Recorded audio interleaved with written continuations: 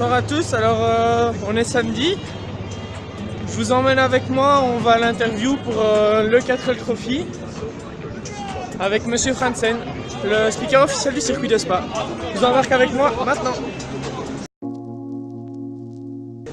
Alors voilà, là on est dans les paddocks européens de Le Mans et on monte au Media Center. Alors voilà, on est au milieu des équipages. Je vais vous faire visiter les stands après.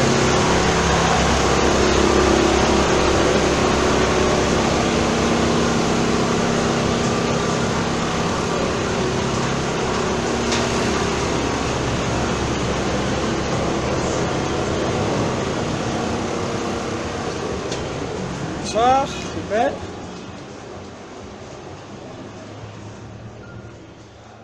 Par là.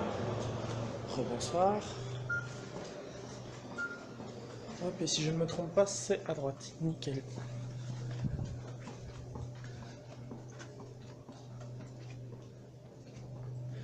Alors là, on est dans la salle de presse. C'est là que tous les journalistes se trouvent. Et nous, on va au bout du couloir chez le speaker. Donc on a un duo de 7 avec la McLaren et la Ferrari SLP, ensuite l'Aston Martin et la Porsche, un autre duo, ensuite une Ferrari, une Aston Martin et une Ferrari dans notre duo, et puis le reste de la meute avec une Lamborghini, une Ferrari, encore une Ferrari, et derrière une Ferrari et une Ferrari. D'accord. C'était chaud, ça. David Graveur, je connais. Cache à la sortie de la source. Apparemment, il y a eu un incident à la sortie de la source. Ouais, effectivement, il y a une voiture qui est arrêtée là-bas et c'est la Porsche, non, c'est une Ferrari. Ferrari F458, voilà, effectivement, un drapeau jaune. On va voir ce qui s'est passé à la sortie de la source là-bas, accrochage entre la Lamborghini Huracan, je pense, c'est bien ça, Barwell Motorsport, et la numéro 51, c'est la Ferrari de Thomas Flor, le pilote suisse. Contact donc entre la 66 et la 51 au virage numéro 1, et malheureusement je crains le double abandon. Ça tombe bien, on avait déjà que 12. Il y aura top 10, pas de problème. Ouais, il n'y a pas de souci. Il n'y a pas de souci. Vous le voulez bien, avec les activités Renault, parce que lui, Loïc, c'est un jeune gars, c'est un étudiant qui est concerné par une épreuve que d'aucuns connaissent peut-être, qui s'appelle le 4L Trophy. Alors on avait déjà expliqué récemment ici à Spa-Francorchamps en quoi ça consiste, c'est pas le même public aujourd'hui. Loïc, c'est quoi ce 4L Trophy? Le 4L Trophy, c'est un rallye raid humanitaire exclusivement réservé aux étudiants. Il y a 10 000 km et le but du jeu, c'est de mettre en place des écoles au Maroc. Donc on part d'ici avec des fournitures scolaires qu'on déposera à une association, l'association au fond du désert là-bas. C'est un rallye de tous les extrêmes, ça va jusqu'où? Ça va jusqu'où? On démarre d'ici, on descend à Biarritz pour le contrôle technique et le départ de la course. On fait 6 000 km dans l'Atlas marocain, l'arrivée à Marrakech et puis on remonte jusqu'à la maison. Avec des Renault 4. Le tout avec des Renault 4. La nôtre est de 1985, donc avec nos grands-parents, on a un petit peu qui nous ont fait part de leur connaissance, on l'a remise en place et là on est prêt à attaquer les 10 000 km qu'il faudra qu'on parcourt. Ouais, c'est une belle aventure, ça naturellement, avec un but humanitaire. Comment est-ce qu'on s'engage dans une telle aventure en fait? Qu'est-ce qui vous a pris un jour de vous dire, avec l'autre collègue, celui qui sera votre équipier, Léo, on va y aller? Depuis qu'on est tout petit, on baigne là-dedans. Le papa de Léo a fait du rallye étant plus jeune, ma maman de la compétition automobile. Mon grand-père est également ici sur les services de sécurité, donc en plus de ça, on fait nos études dans le milieu automobile. Donc le tout mis ensemble, on se coule tout, ça fait un fameux cocktail, ça donne notre équipage et puis un brin d'aventure aussi, de la folie jeunesse. Ouais, petite précision intéressante, combien d'autos au départ? Ça, c'est dédié à ça. L'année passée, 3000 et cette année, c'est le 20e anniversaire, donc un peu plus. Un peu plus de 3000 Renault 4 au départ, à travers le désert, un truc de fou naturellement. On se rend compte de ce qui attend l'équipage là-bas, ou bien vous allez tout découvrir et puis ce sera bien comme ça? Grâce aux équipages précédents, on voit beaucoup de vidéos, de blogs, etc. Donc on se fait quelques petites idées en tête, mais c'est sûr quand on sera là-bas, ça sera tout à fait différent que dans notre tête. J'ai rien que de voir les couchers de soleil que les autres peuvent nous envoyer, on se dit quand on sera au milieu de la dune, qu'on verra le soleil se coucher avec toutes les 4L dans le bas, ça sera un rêve qui sera réalisé grâce au travail qu'on aura fourni.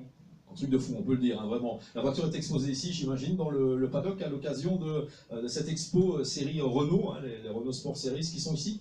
Tout à fait, donc la 4L, on ne peut pas la louper, elle est vert fluo. Elle est exposée près des modèles, je vais dire, de tous les jours de Renault. Un peu plus bas, il y a le paddock Renault Sport.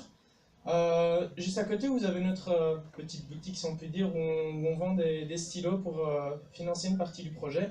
Et on invite le public, si ce n'est pas déjà fait, à venir nous dire bonjour, prendre une photo dans la voiture, pourquoi pas, et découvrir vraiment en long en large ce qu'est le projet, puisqu'il y a des grands panneaux qui expliquent un peu tout.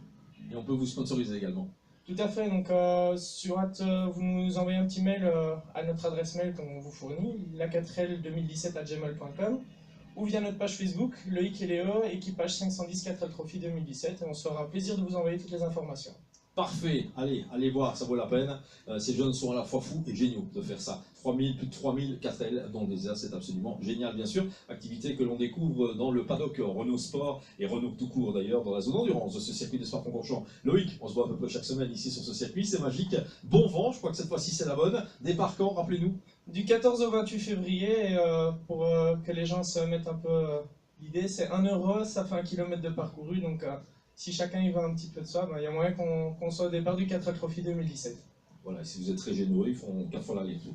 Voilà. C'est comme ça. Merci Loïc Letière. Merci bien de votre présence ici dans cette cabine speaker de Spa-Francorchamps. On est toujours sur neutralisation, on n'a rien raté de cette épreuve de la Michelin GT3 Le Mans Cup ici sur le circuit de Spa-Francorchamps, toujours sous la conduite de cette voiture numéro 55, la McLaren 650 SFFF Racing Team de Hiroshi Hamaguchi. Deuxième position pour Alexei Bassov avec la numéro 72, c'est une Ferrari 488, le pilote russe. Un tout grand merci. Avec plaisir. Ok, Pas de souci. nickel. Merci beaucoup. Merci. Ciao, À demain. Et voilà, vous venez de vivre en direct l'interview pour le circuit. Alors, vous aurez pu le comprendre, on se retrouve demain. Vous voyez, les cabines de présentateurs sont juste là. La salle de presse, faut pas faire trop de bruit.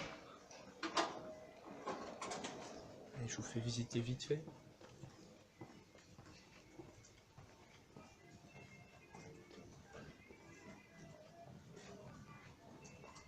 Donc là, vous avez la salle de presse juste derrière.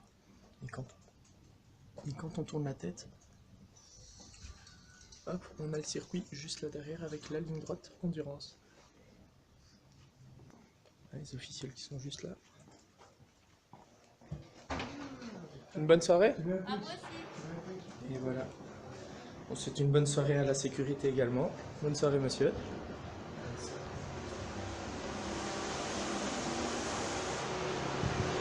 Bonne soirée. Voilà. Alors, vous pouvez me suivre. Je vais vous faire vivre un petit peu les coulisses si vous voulez. Donc aujourd'hui c'était les qualifications pour les Européennes Le Mans Series. Et là c'est le soir, c'est la dernière course. Et les équipages se préparent pour demain. Alors il y a les ingénieurs qui travaillent un peu. Les mécanos qui se détendent un peu aussi. Vous voyez toutes les gommes pour demain qui sont prêtes.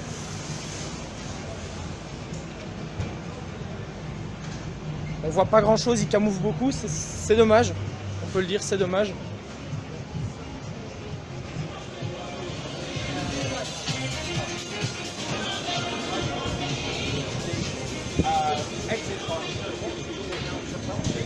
Ouais, à quoi ça ressemble un box.